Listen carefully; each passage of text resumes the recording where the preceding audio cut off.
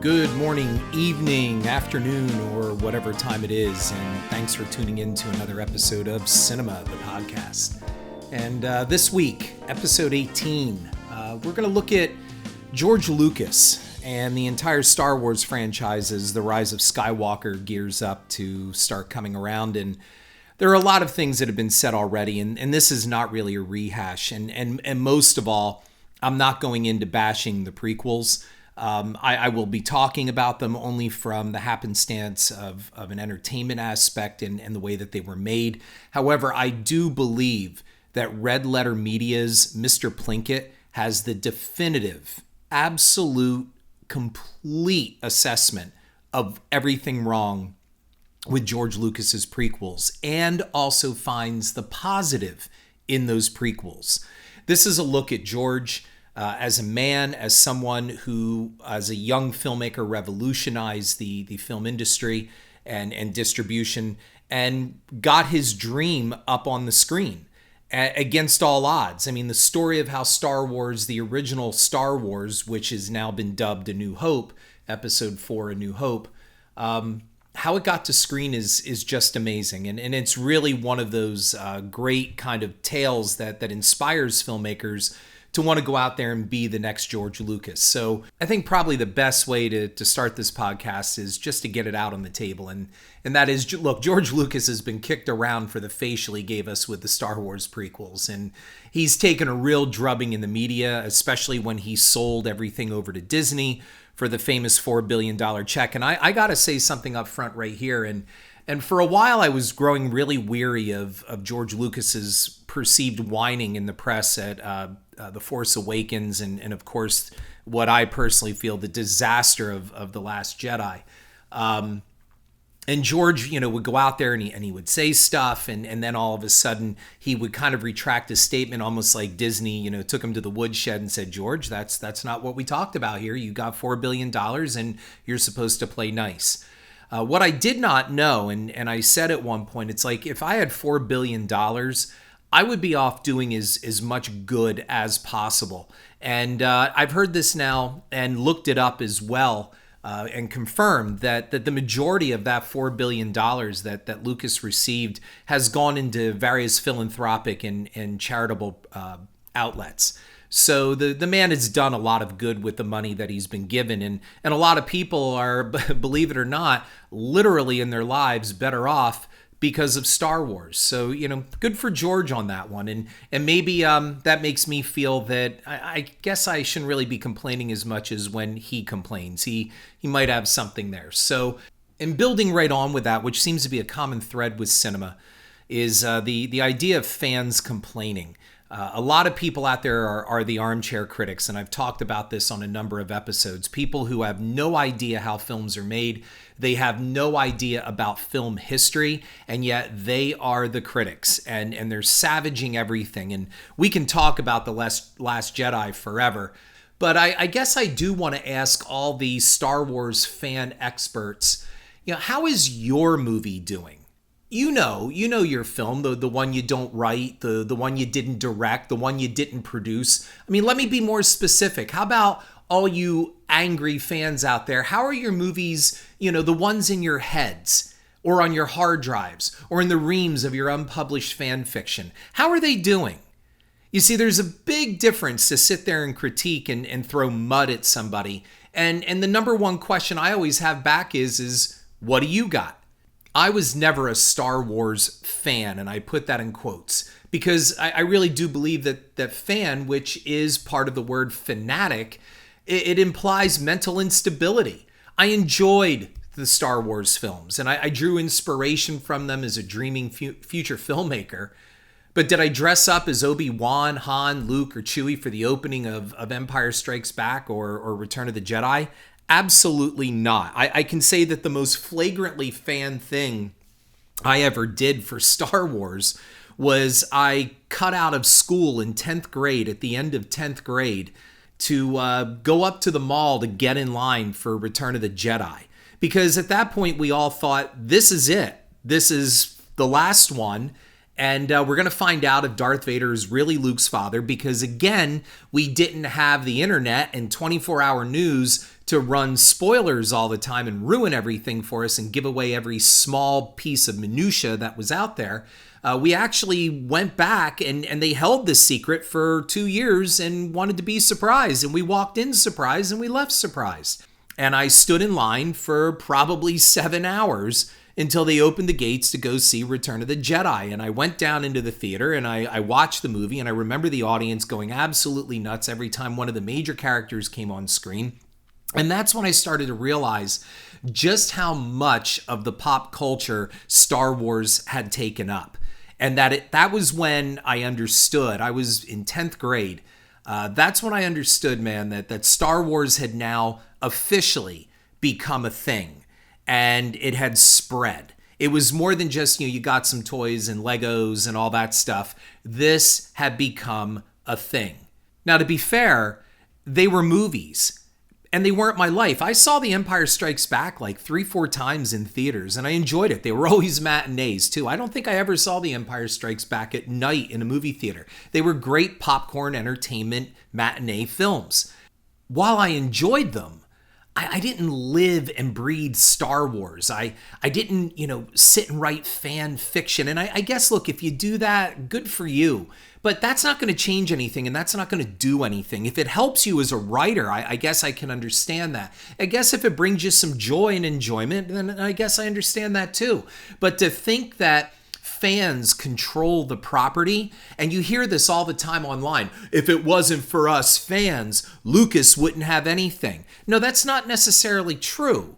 You see, there is a general audience out there as well, and the Superfans have done their share of helping Lucas along, but there are a lot of other people out there that don't take Star Wars or Star Trek or Marvel or anything as seriously as some of these people do.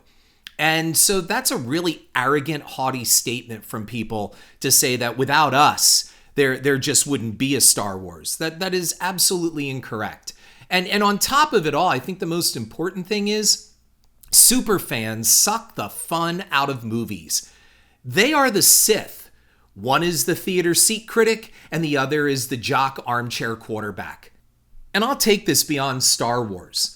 I mean, freaking out over a movie such as, when Keaton was going to be Batman, or Han shot first, or Glenn's Walking Dead fate, or Blonde or Black James Bond, and the whole Jar Jar Binks affair. That is no different than sports fans who tear down stadiums, harm each other, and trash property in the wake of a victory or a defeat. Seeing a 4-year-old strapped in a car seat crying hysterically online in those stupid YouTube videos that parents play because a football team didn't make it to the Super Bowl or a player was traded is nothing short of child abuse. No 4-year-old loves sports that much. They don't know how to talk, let alone embrace that kind of fandom. They love it because it's instilled in them by their parent. No child is born a fan any more than a child is born into a religious or political ideology.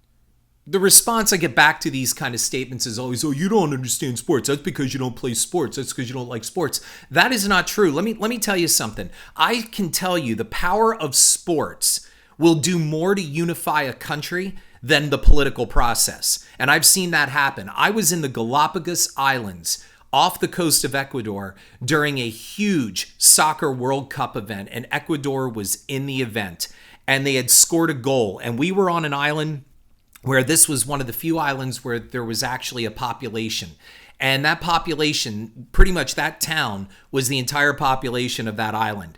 And I was there getting a drink at a bar when they scored, and as I walked out of the bar, it seemed like the entire town erupted into applause. That's the power of sports, and I get it. But I also had a friend and knew someone who was an assistant coach for the Philadelphia Eagles, and I asked him one time, I said, why do people do that? Like, why do fans get so worked up over shit that they beat each other up, or they smash stuff and they destroy and vandalize? And his answer is, I really don't know. Like, I love when you look online and you read Facebook and somebody says, for their team, we did it. No, you fucking did nothing. Okay? The team did it. The coach did it. We is not the proper pronoun here. They or them. That's the proper pronoun. However, not we. You did not go down on the field and play. You did not pay the player's salary. You did not train with them. You did not help them in any way. You bought a ticket, which is great, but you do not own that team.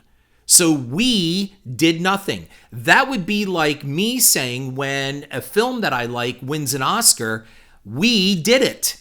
I had nothing to do with it. I didn't write the film. I didn't produce it. I didn't work on it. We is not the proper pronoun. Be very careful how you use we, us, or I, because you probably had nothing to do with the success of your sports team, film, whatever it is. And we've seen this spill over. Who the fuck cares how much money a movie makes? You're not making it. Unless you have a direct correlation to a paycheck to that film, it's not your movie. So you can hate it, and that's fine. You can write about it. You can complain about it. You can post negative reviews. You can do all of that. That is within the realm of your rights. But you own nothing. George Lucas owes you nothing. Steven Spielberg owes you nothing. No one owes a fan anything except a simple thank you. I put it to all of you out there who have wrecked it for the rest of us. You are as much to blame for the very things you troll, rail, rant, and pontificate against. George Lucas deserves some shit, that's for sure, but the superfans asked for it. You know, there once was a guy named Gene Roddenberry. You may have heard of him. He had a vision for a universe populated with exciting characters, high-concept adventures, and lots of spaceships and battles. And his vision was for a wagon train to the stars, as he called Star Trek. Gene created iconic characters and influenced a generation of TV viewers and filmgoers. And then later on, some kid named George Lucas, had a space dream too. After shopping his story all over Hollywood, he finally got it to the screen, and he waited for it to fail. But instead, it became the highest grossing motion picture to date and held that record for years. George and Gene loved their universes, and maybe a little too much. Roddenberry's universe became a metaphor for the Cold War, while Lucas's world echoed the Nazi Third Reich. When success expanded the scope of their space, both men found themselves moved to different positions. The irony is that Star Wars opened the door for Star Trek the motion picture. And while the Star Trek TV series was canceled after only 3 seasons, fans demanded its return. Star Trek found new life on the convention circuit. Star Trek fans lined up for autographs, comic books, and toys. And I know what you're saying. See, the fans do make a difference. They do owe us. No, they don't. Star Wars would eventually follow suit with the convention circuit, and a new Star Trek series was put into development until Star Wars blew away records and the belief that science fiction films were dead. Star Wars changed all of that. However, Roddenberry would eventually be seen as a dinosaur. He was getting too old, and he was becoming stale in his own world. His recycled plots and the failure for the 1979 Star Trek the Motion Picture to smash records and excite audiences allowed Paramount Pictures to kind of squeeze Gene out. Harve Bennett would step in, and Roddenberry was, as I like to call it, kicked upstairs and took a more executive role to the film franchise. He still fought to have his stories put to screen. He even subverted the scripts that became The Wrath of Khan. Roddenberry believed The Wrath of Khan to be a poor sequel to the 1979 motion picture, which I can't believe, but that was Roddenberry's take. And similarly, George Lucas would later call The Empire Strikes Back, the sequel to his own original 1977 Star Wars, the worst film in the series. And there's plenty of documentation online to back that up. However, Empire Strikes Back is generally considered by many to be the best of all the Star Wars films. And while Lucas's criticism is indeed inaccurate, to say the least, it's also very telling. It kind of says a lot about George Lucas. When Lucas says the worst, I don't think he means the production value of the film. And while Lucas's contempt for actors has widely been circulated, the film also boasts the best performances of all the present films. So what exactly did Lucas mean by that The Empire Strikes Back was the worst? If you take a piece of dialogue here, there is a quote from Harrison Ford, who said to George Lucas on the set of Star Wars, now known as A New Hope, "George, you can type this shit, but you sure as hell can't say it." And the problem with Empire for George Lucas was it wasn't his story. Star Wars was his story, but The Empire Strikes Back came from other people. Lucas had his own idea of what the stories would be, but duties to his other films, and there is the possibility that personal issues with a very ugly pending divorce took him away from the control that he enjoyed with the original Star Wars. And notice that I'm giving him the benefit of the doubt here. I mean, the sad irony is, like Roddenberry, when the creator was removed from his creations, the better off they were. Now, here's a quote from George Lucas about The Empire Strikes Back. I mean, listen to this. He said, "Writing has never been something I've enjoyed, and so ultimately, on the second film, The Empire Strikes Back, I hired Lee Brackett. Unfortunately, it didn't work out. She turned in the first draft, and then she passed away. I didn't like the first script, but I gave Lee credit because I liked her a lot. She was sick at the time she wrote the script, and she really tried her best. During the story conferences I had with Lee, my thoughts weren't fully formed, and I felt that her script went in a completely different direction." That is Lucas on the script for The Empire Strikes Back. Yeah, it did go in a different direction, and it went in a better one that set the tone that future sequels would want to follow. Now go back and watch Star Wars, or as most of you know it as, A New Hope. Not as a quote-unquote fan, but just as a regular movie watcher. The dialogue is indeed flat. The direction is basic, and the now classic saber battle between Obi-Wan and Darth Vader looks more like two badly choreographed men waving light sticks than a good versus evil confrontation.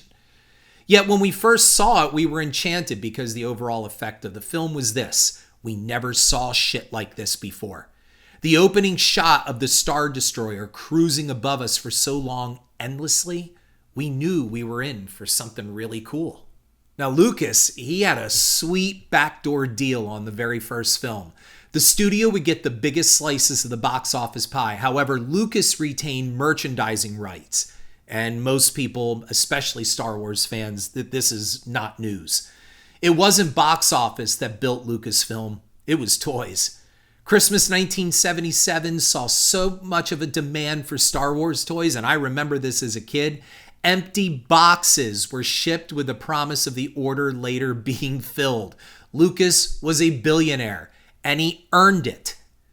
Lucas retreated to Hawaii to plan Raiders of the Lost Ark with his buddy Steven Spielberg, and he waited for Star Wars to fail. This was just before it opened. But when it hit, Raiders went into production, and Lucas was enabled to direct or actively produce the sequel to his box office monster.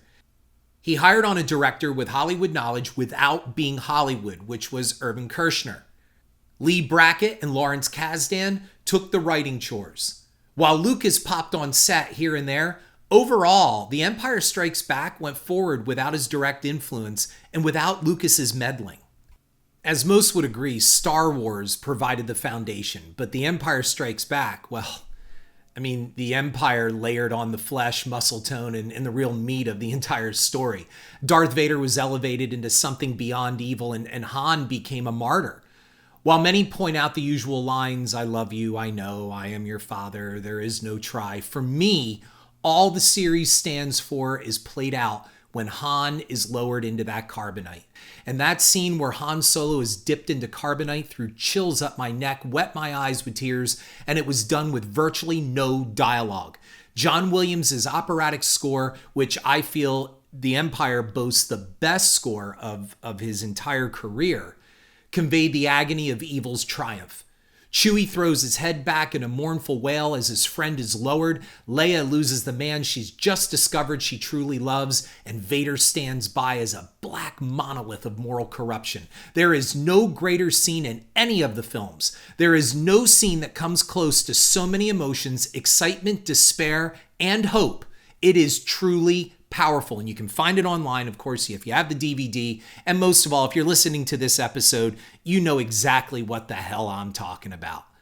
None of the other films, and you know, we'll see what Abrams gives us with The Rise of Skywalker, has what these few minutes have. It was the moment that I realized at 14 years of age that maybe Lucas wasn't a god after all. Maybe he was just a guy who made movies. But there were other guys who made movies too. Maybe I had pierced the veil. Yet for Lucas, this was not the way he wanted things to go. He had more influence over Return of the Jedi, which some say he picked director Richard Marquand because he would be a malleable director and bend more to Lucas's vision and influence. It's with Jedi that we get our first real uh-oh moment. And let me tell you, the uh-oh moment came in the form of the Ewoks. Because Lucas figured, aside from Chewie, he didn't have any plushy cute toys to sell. I've always equated Return of the Jedi to Richard Lester's Superman 2.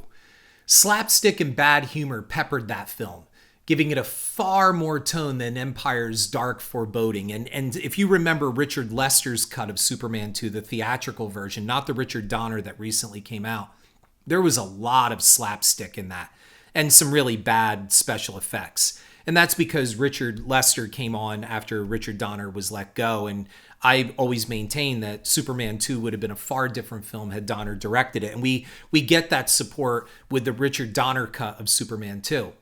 Return of the Jedi is pretty much the same way. And that is, there are some really bad, stupid moments in this movie that take you totally out of the Star Wars universe.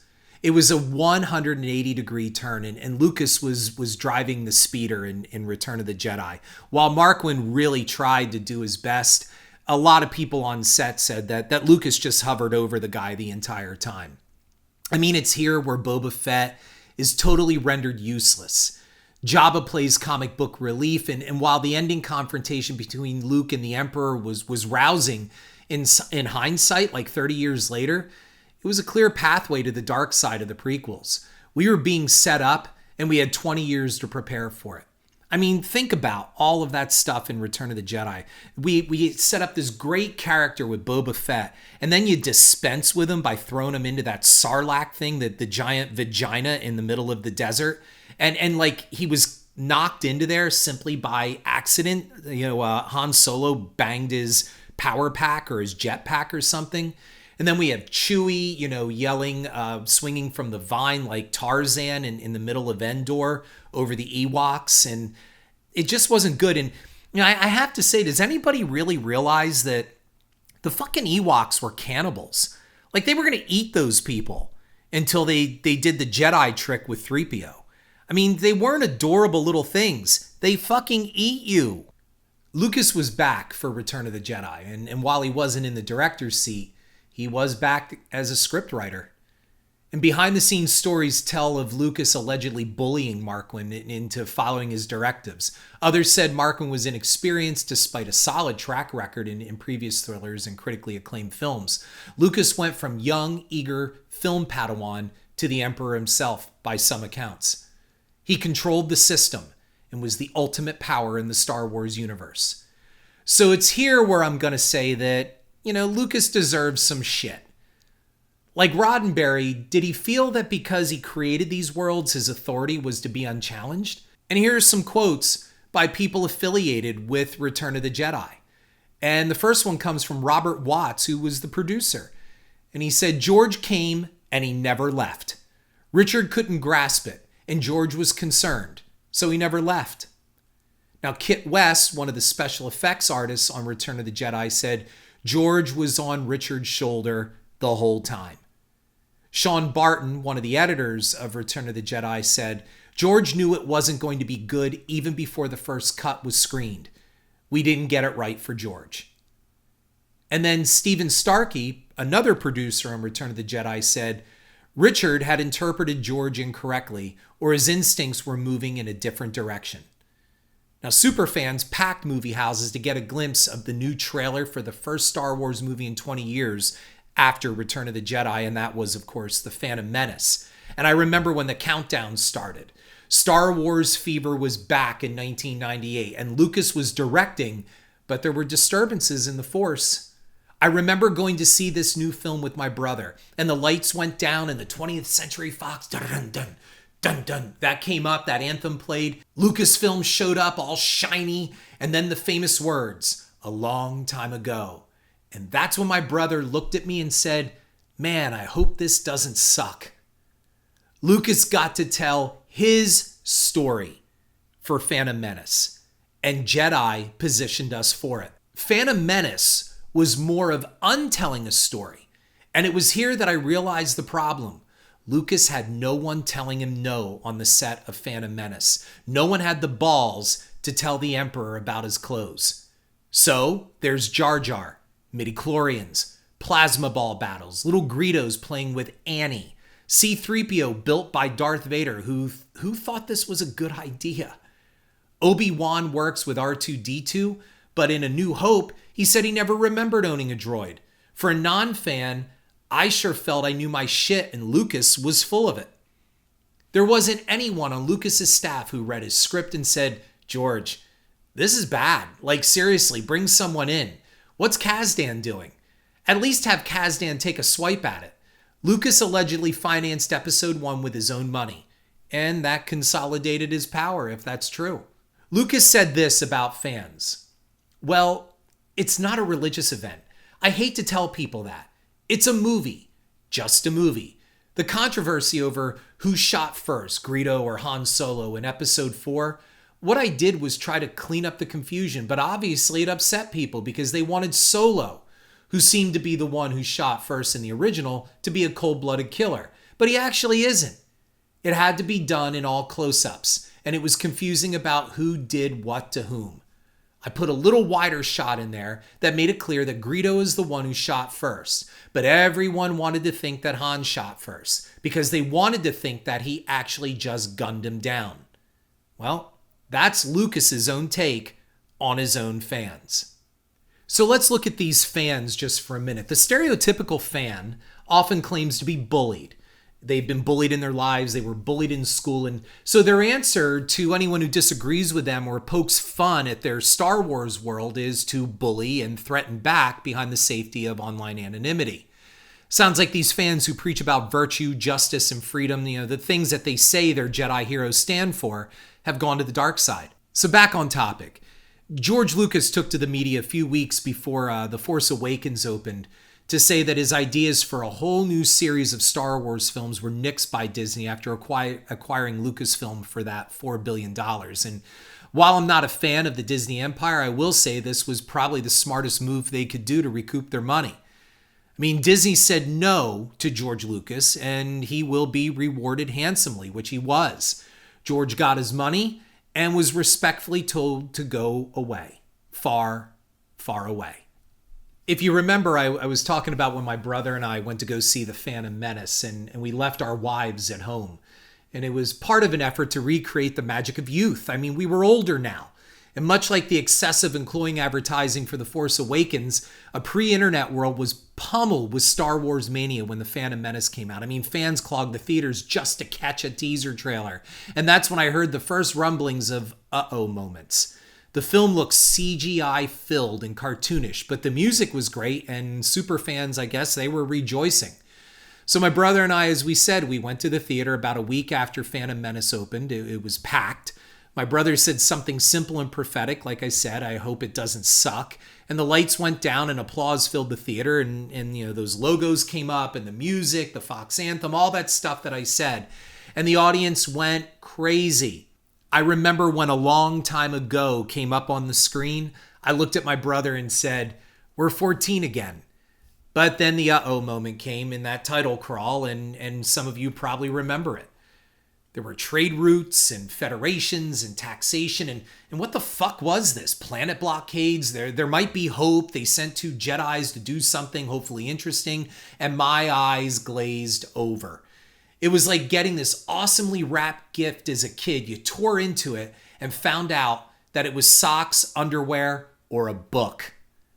It didn't get any better. Real Tunisian or Norwegian landscapes were replaced with dull green screen ones. Battle droids were talking like 60 robots. Remember that? Roger, Roger. And R2-D2 was doing shit we never saw in any of the other films. And then, of course, came Jar Jar. And after that came the sea monsters and the Powerball battles. And there was some shit to do with Queen Amidala and a stunt double. And we had the bad guys talking like bad Asian stereotypes. And on top of it all, we had the Immaculate Conception of Anakin Skywalker. And Lucas got his way. That's my whole point in telling you this. He populated Tatooine with all the toy-bearing characters he wanted. A lot of people will say The Phantom Menace was really bad. And again, it doesn't suck.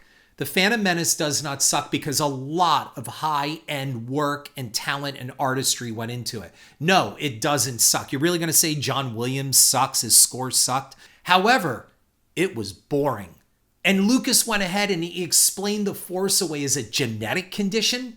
I mean, I could hear the groans in the audience. I remember that sitting there, people going, oh, get the fuck out of here. There was an interesting character besides Ewan McGregor's Obi-Wan Kenobi, and it was a hooded carnival devil named Darth Maul. Now, that guy was fucking interesting. So we sat through Ewan McGregor and Liam Neeson doing their best, bad CGI characters who gave a more realistic performance than Jake Lloyd hearing Anakin yell, yippee, a convoluted and who gives a shit plot about trade federations and boycotts and some kind of political intrigue with the guy we all knew was the Emperor. And I say bad in quotes, but that focuses totally on the story, and it was Lucas's story. And he couldn't badmouth or downplay Lee Brackett, and he couldn't put anything off on Lawrence Kasdan. This was his entire story, and the failure or success of the film falls squarely on him, as it did with the 2 subsequent prequels. The story around Hollywood with Indiana Jones and the Kingdom of the Crystal Skulls was that Frank Darabont and George Lucas had some issues over the script, and that Lucas was very jealous of Darabont's original script, and basically said, if you use that one, then I'm not going to be part of this movie. So Spielberg caved, and they used Lucas's script. And Frank Darabont, as you know, is the man behind Shawshank Redemption and The Green Mile and The Walking Dead. And he had a damn good script, they say, for Indiana Jones 4, the Kingdom of the Crystal Skulls, as it would go on to be known. So Lucas had been pitching the Crystal Skull story for years. He even wanted to do it as one of the episodes. Remember that Young Indiana Jones TV series? And Lucas declined Darabont's script, and as I had said, told Spielberg that if he chose the Darabont screenplay, he would not return to produce the film. Here's a quote from Frank Darabont on the entire script debate, and he said, I told George he was crazy. I said, you have a fantastic script. I think you're insane, George. You can say things like that to George, and he doesn't even blink. He's one of the most stubborn men I know. So I come back. It's almost like a cycle of abuse. I come back for episode 2 a couple years later thinking, well, this one's got to be better, right? The kid is gone. Anakin's grown up. It's got to be better. And I was with my ex-wife, and we went with about 8 people to go see Attack of the Clones. And I was sitting in the theater, and I think this sums up everything I have to say about it and Lucas's writing and direction. And that is, when they got to the water planet where the clones were, when Obi-Wan went there, my ex-wife turned to me and she said, okay, I'm lost. So the people on the water planet there, and I stopped her right there and I looked at her and I said, I don't fucking know and I don't fucking care. When did I ever say that in a previous Star Wars movie back in the 80s of the original trilogy? Even with Jedi, I did not say that. I just had to suffer through so much. And again, Plinkett does the best job of talking about all of this. But this all falls on George Lucas. Bad dialogue. Couples rolling in high grass with alien elephants lumbering about. What the hell happened? My God, how could I let this happen to me? It's my fault. I did this to myself. I paid the money to go see this movie. Did anyone read this and even in the kindest words possible say to Lucas, I'm really lost here, George. This is all just a tad bit confusing. It becomes clear as to why Disney tossed Lucas's story ideas for a new trilogy after the purchase. They were intent on ending the cycle of abuse. And speaking of which, I went right back for episode 3 because everybody said, this is the one, the Revenge of the Sith. This is the one that's the darkest one. It's the rise of Darth Vader. This will redeem it all. And I really felt that way.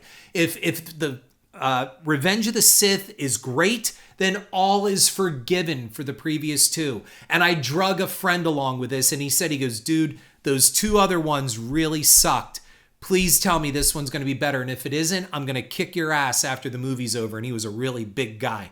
And I knew he was joking, but I kind of felt like, man, I better be worried about this. So I wagered everything on the fact that Revenge of the Sith was going to be fantastic. But in the immortal words of Dr. Evil, how about no? The story gives us more Anakin whining and suddenly going all stalker nuts. He will lose his new wife. The Emperor looks like he's getting head from Anakin in the final seduction to the dark side. I mean, really, watch that scene. It looks like, he's some type of sexual predator getting a blowjob. Anakin goes all George Bush and decides you're either with him or against him. And so a bunch of little kids are naturally against him and he slaughters him. And well, now that motherfucker's really dark. Amidala dies for no reason other than she gave up the will to live. Because you just gave birth to twins and now is the time to decide you don't want to stick around. The ending fight scene, Spielberg is said to have directed much of it, is just a green screen orgy. And it's a video game that goes on for fucking ever, like the fight for the glasses in They Live. Only that was really a send-up. If Revenge of the Sith had just been good, just good, all would have been forgiven. And then, just when you think it's over, that it couldn't possibly get any worse, you got this. No! You know what I'm talking about if you saw the film. This scene is indefensible. Vader's creation is reduced to a Simpsons-style Frankenstein spoof. This is horrible, and the audience that I was with openly laughed out loud at the stupidity of it all. The lights came up, and I looked at my big buddy, and he said, "You have 30 seconds, and I'm coming after you." And he was only half joking. So when The Force Awakens came around, Disney wrote a check, thanked George for his years of service, and sent him on his way, maybe back to his food court. Don't go away mad, George. Just go away. The lesson out of all of this for this podcast is love Disney, hate Disney, wherever the franchise is going. And again, we can get into the absolute hatred for The Last Jedi. Disney did say no, and it did serve them well. Look, let's give credit where credit is due, and that is George Lucas created a great world. He helped redefine filmmaking and distribution. His vision gave many fun movie memories and Saturday matinee fun. He even made Christmas and birthdays a lot more fun too for the gifts, not the holiday special. And for all of that and so much more, we owe a debt of thanks to George Lucas. I truly hope all of his money has made him somewhat happy. From what I hear, he's been a very generous philanthropist, as I said, and he does give back to his fellow man, and he doesn't have to. But it's nice to know that he's a nice guy. I've also heard that he's a pretty unhappy guy. And I really hope that's not true. He has all the money in the world, and I hope he's enjoying himself. I also hope that J.J. Abrams had some people around him for this next installment for Rise of Skywalker. I mean, we'll see what happens with that one. Again, I hope it's not a Star Trek Into Darkness, and he just pillages previous good material like he did with The Force Awakens with Star Wars. I hope he has people on his staff that tell him no when necessary. We're going to find out in another month or so. And again, thank you for your time to listen to this. Hope you got something out of it. And again, there is nothing wrong with enjoying movies. But in the end, they're just movies. This is Harrison Smith with Cynema. Thanks for listening. Head on over to iTunes and give me a like and review. And if you want to read my Cynema blog, you'll find it at horrorfuel.com/author/Harrison.